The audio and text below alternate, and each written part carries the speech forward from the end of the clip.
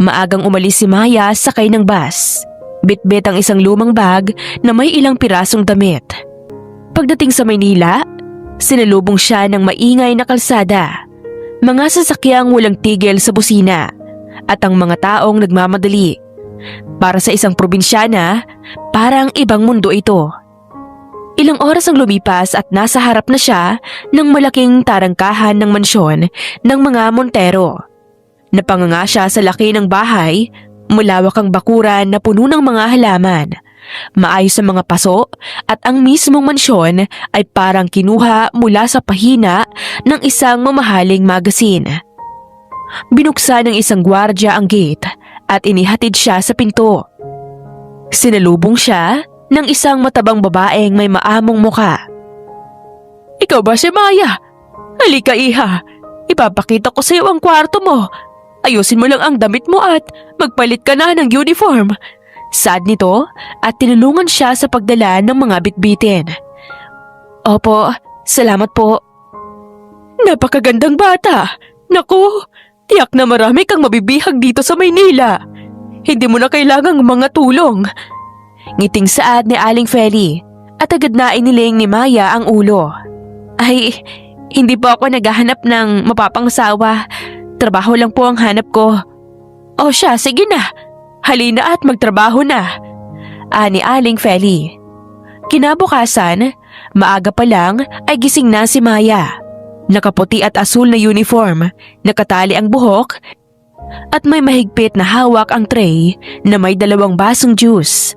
Abala siya sa veranda, nag-aayos ng mga upuan at mesa para sa mga bisita. Habang nakatalikod siya, may mga yabag na papalapit mula sa hardin. Mabagal ngunit kakaiba ang nararamdaman ni Maya. Pagtayo niya mula sa pag-aayos, tumambad sa kanya ang isang matangkad at matipuno na lalaki. Makinis ang balat, maayos ang gupit at matalim ang mga mata. Ang itim na polo nito ay bahagyang nakabukas sa leeg at ang kilos niya ay parang sanay na may sumusunod sa bawat utos niya. "Bago ka rito?" Mababa at malamig ang boses, may halong pagsusuri.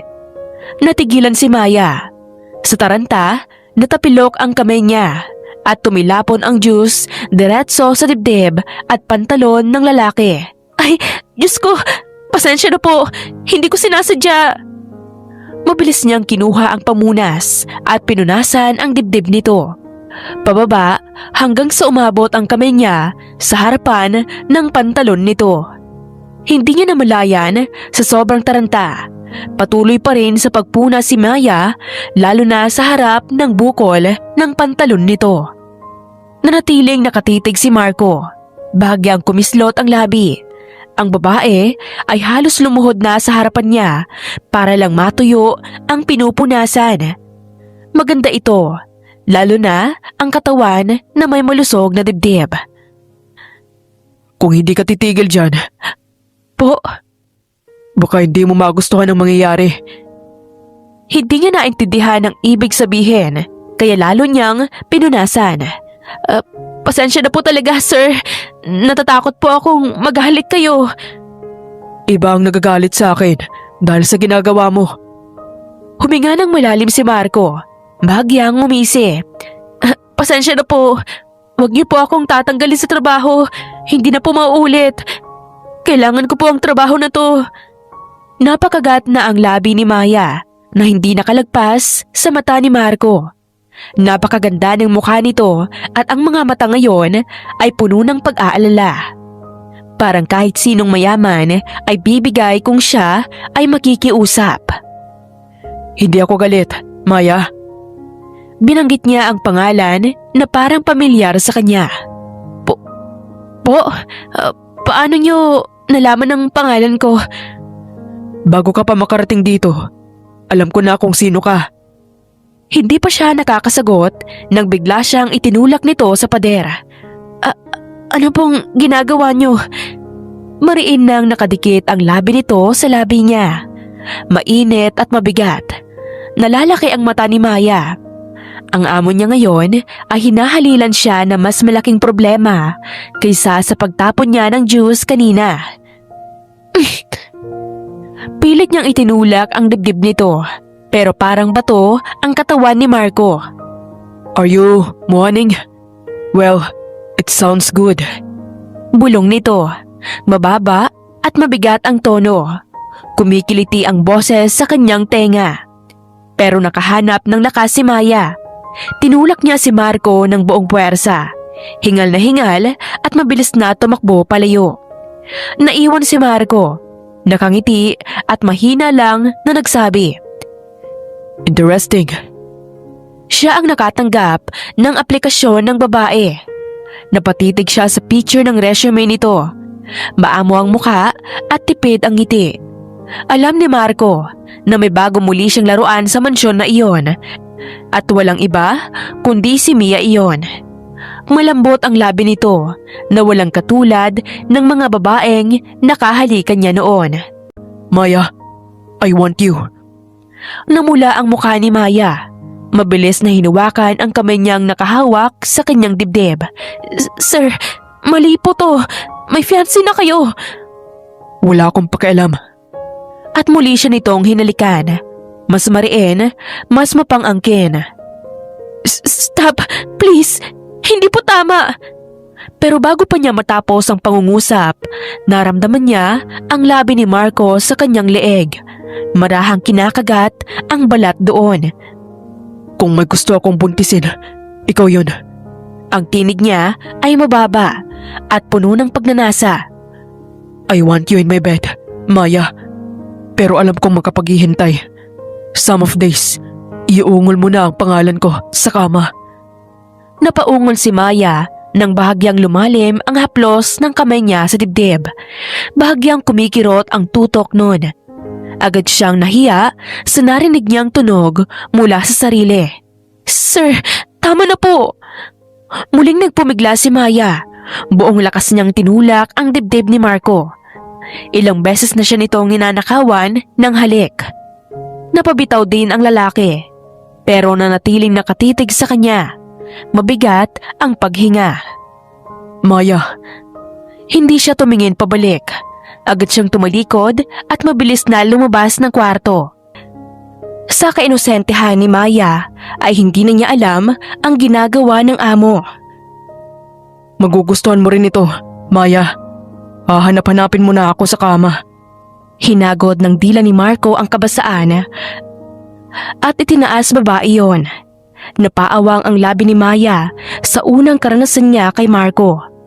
Napakasarap at hindi na napigilan ang masabunutan ang buhok ni Marco sa sarap na ginagawa nito. Idinidiin ang mukha ng lalaki sa kanyang perlas na nagustuhan naman ni Marco. Minamasahe ni Marco ang kanyang malusog na dibdib. Hindi na alam pa ni Maya kung saan babaling at kukuha ng lakas. Mabuti na lamang at wala siyang kasama dahil sa malakas na ungol na kanyang ginagawa. Ilang sandali ay nanagas na ang mga hita ni Maya at naglumikot. Hinawakan naman iyon ng braso ni Marco at mas pinagbuti. Maya-maya lang ay nailabas na ni Maya ang unang katas ng kanyang simula sa makamundong bagay. Si Marco naman ay pinakawalan na ang sawa na nagtatago.